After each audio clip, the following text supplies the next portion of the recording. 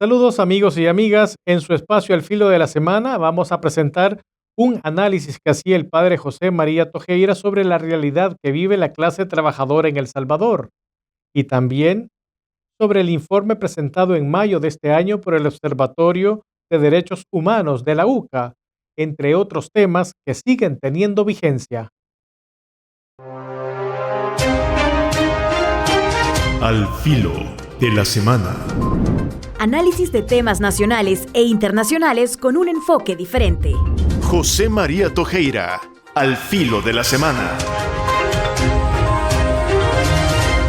Y vamos a empezar pues con el 1 de Mayo y el salario mínimo, que son dos realidades muy vinculadas al mundo del trabajo, ¿verdad?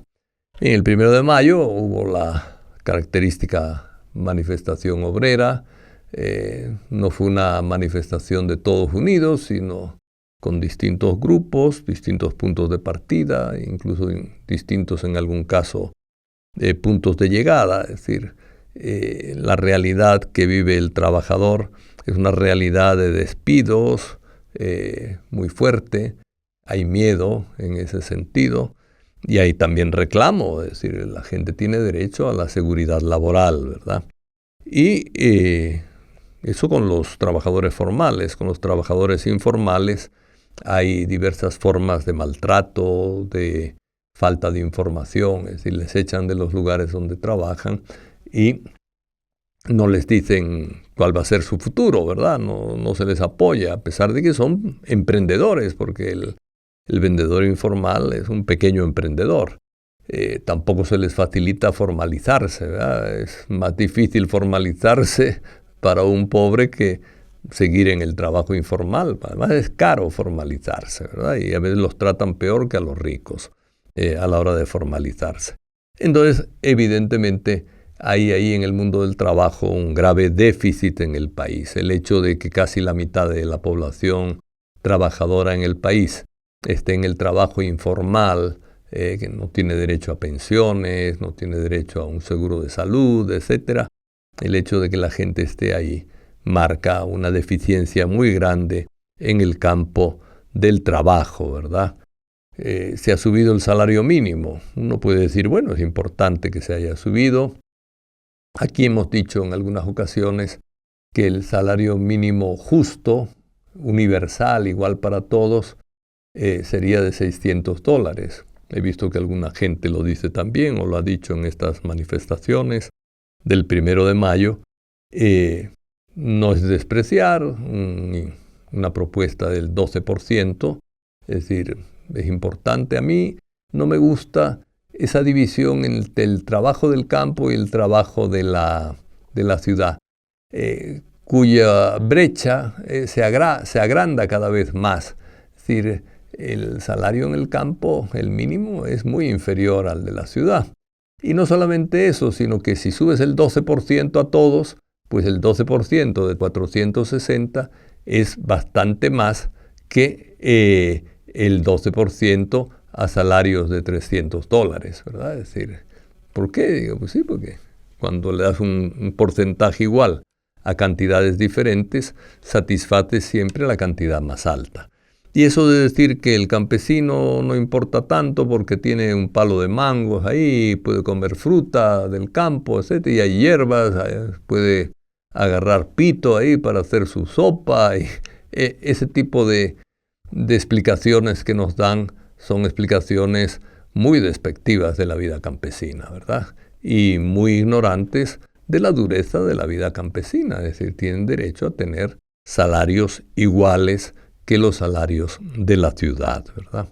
Ese es un pequeño error que yo lo vengo criticando desde el tiempo de Arena, desde el tiempo del FMLN. No pueden hacer subidas solamente una vez, en una de las subidas, porque hizo varias, solamente una vez el FMLN le dio un porcentaje un poco más alto a los campesinos, al salario del campo, ¿verdad? Pero eso no es justo que se haga así. Debe haber un solo salario mínimo común para todos, ¿verdad? Igualitario. El incremento en la canasta familiar y en la alimentación ha sido un crecimiento bastante fuerte.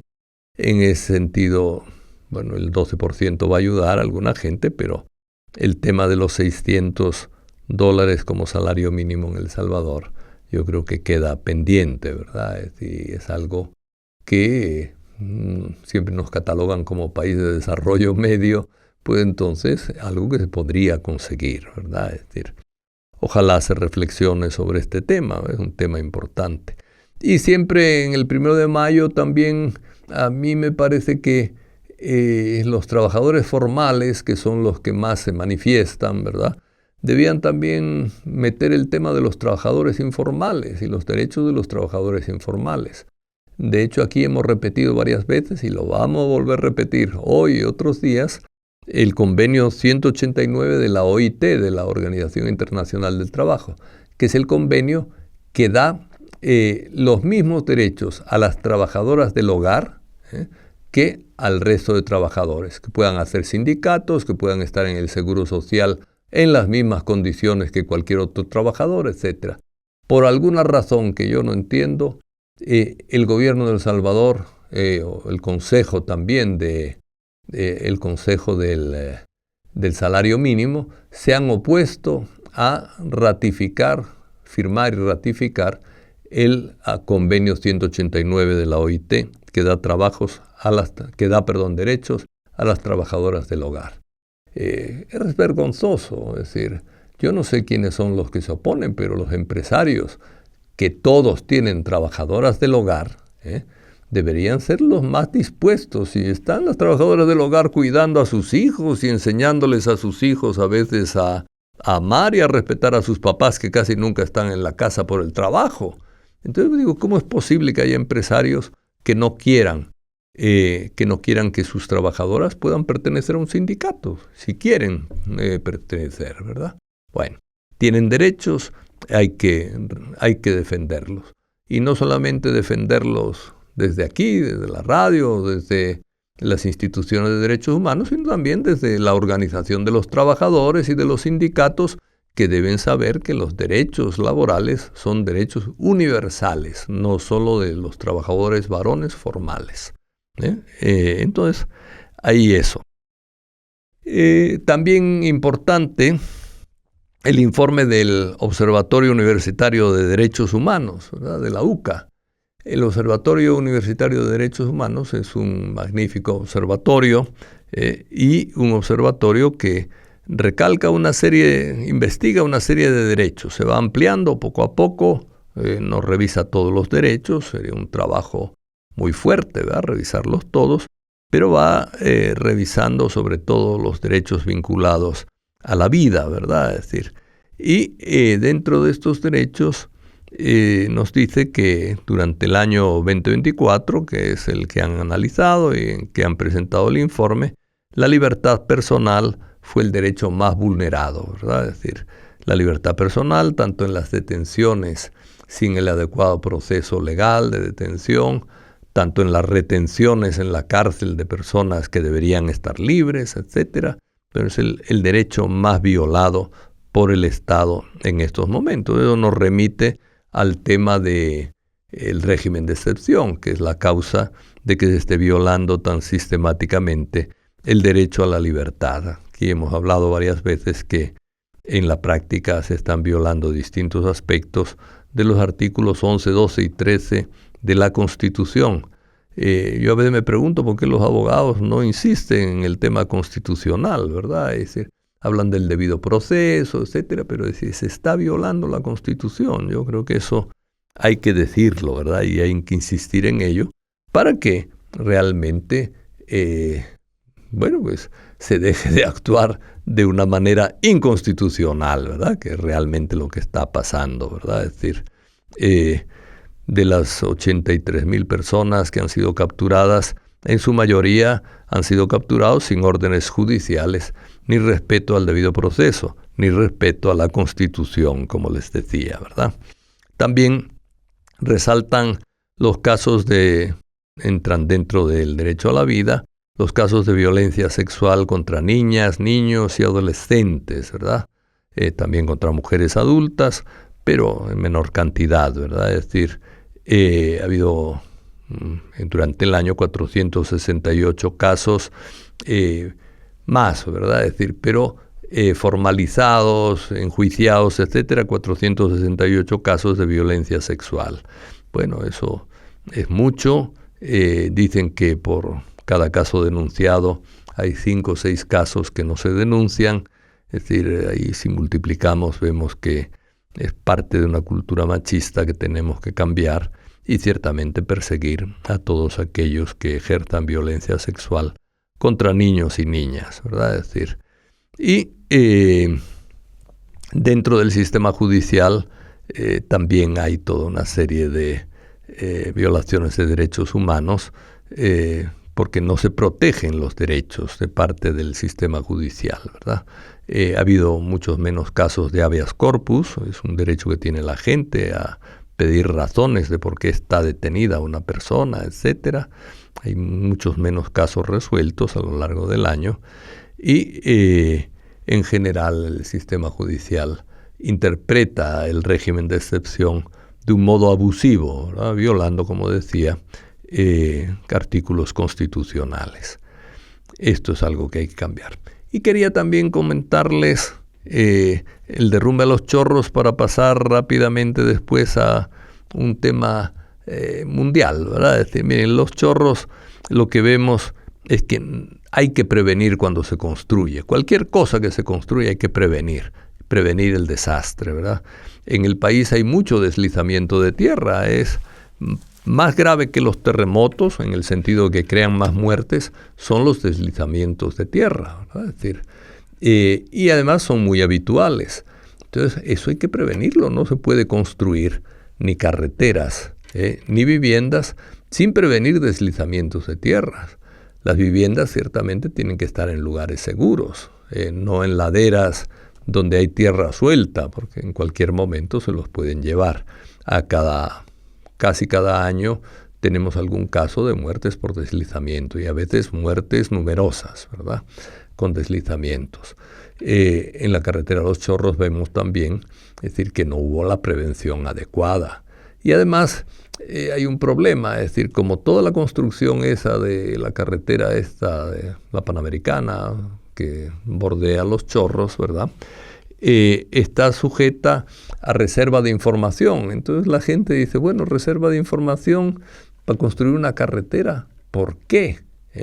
Y entonces empiezan a sospechar que es que están manejando mal el dinero, que no están poniendo las normas adecuadas para dar seguridad a la carretera, etc. Es normal que surjan chambres, o realidades, uno no sabe, ¿verdad? Pero es lo normal que surjan cuando uno se niega a dar información. Es decir, la construcción de una carretera debe ser información pública, ¿verdad? Y ciertamente las medidas de prevención tienen que ser serias. Afortunadamente en los 2 derrumbes que ya ha habido, no ha habido muertes, pero pudo haberlos habido, ¿verdad? Es decir, entonces es serio el asunto. Y para finalizar, algo internacional. Miren, y además de alguna manera vinculado al Papa Francisco, ¿verdad? Hay una organización sueca que trabaja el tema del armamentismo en el mundo. Es muy seria, ¿verdad? Y da los datos como muy, muy seguros sobre los presupuestos de armamento de las naciones, ¿verdad? Y entonces, lo que nos dice se llama CIPRI, casi como Cipriano, ¿verdad? Que decimos nosotros, solo que con S, CIPRI. Y lo que nos dice es que sigue aumentando la cantidad del gasto en armamento. Es decir, el año 23 fueron 2.4 billones, no millones con M, sino billones con B. Y no billones gringos, porque un billón gringo son 100.000 millones. El billón que usan los europeos son 1 millón de millones. Es decir, en vez de 9 ceros que lleva el billón gringo, el billón europeo tiene 12 ceros. Bueno, pues eso no nos vamos a complicar con el tema, pero miren, el Papa Francisco había dicho que era bueno que se creara una institución que administrara el 10% de los gastos de armamento y que todos los países dieran un 10% de sus gastos de armamento para la ayuda a los países pobres. ¿Qué significaría un 10% de 2.700.000 millones de dólares? Que es lo que se ha gastado en armamento. Bueno, supondría una cantidad de el 10%, 270.000 millones. Y si dijéramos cuál es el 1% de esos 270.000 millones, serían 27.000 millones. Entonces, imagínense que se le diera a cada país, a los 100 países más pobres, 27.000 millones. Es decir, significaría, y con condiciones de invertirlo en los pobres, en el desarrollo, etcétera, etcétera, ¿verdad? Es decir, con condiciones serias y administrado por una administración internacional elegida a través de la ONU o lo que fuera, para trabajar seriamente en eso. Sería un impulso al desarrollo impresionante, ¿verdad? A los 100 países más pobres, 27.000 millones. ¿Cuál es el presupuesto nacional de El Salvador? Anda por ahí por los 7.000, 8.000 millones. 27.000 es triplicar, ponerle 3 veces más el presupuesto, ¿verdad?, al país, para invertirlo en salud, en educación, en construcción de carreteras, en apoyo a los emprendedores, etcétera, ¿verdad? Es decir, bueno, pero el mundo en que vivimos, es a donde quería yo llegar, prefiere gastar en armamento en vez de gastar en apoyo al desarrollo. Y eso, la Iglesia nos dice siempre, tenemos necesidad de una nueva civilización. Lo decía también Ellacuría con mucha insistencia. La Iglesia habla de la civilización del amor, pero no de un amor, ¡ay, cuánto te quiero!, ¿verdad? Que eso es fácil de decir. Un amor puesto en obras. El 10% no es una gran cosa. Hay mucha gente cristiana que da el 10% de lo que gana a las iglesias, no solo a la católica, sino también a las iglesias evangélicas. Que un país tiene el 10% no de todo lo que produce o gana, sino el 10% solo de su presupuesto en armamento. Es decir, eso no es la gran cosa, pero preferimos armas a vidas de personas. Eso hay que cambiarlo, tenemos que tenerlo bien claro en la cabecita.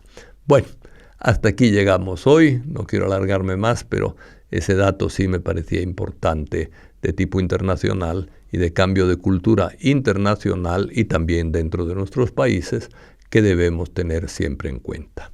Que tengan un buen fin de semana. Al filo de la semana.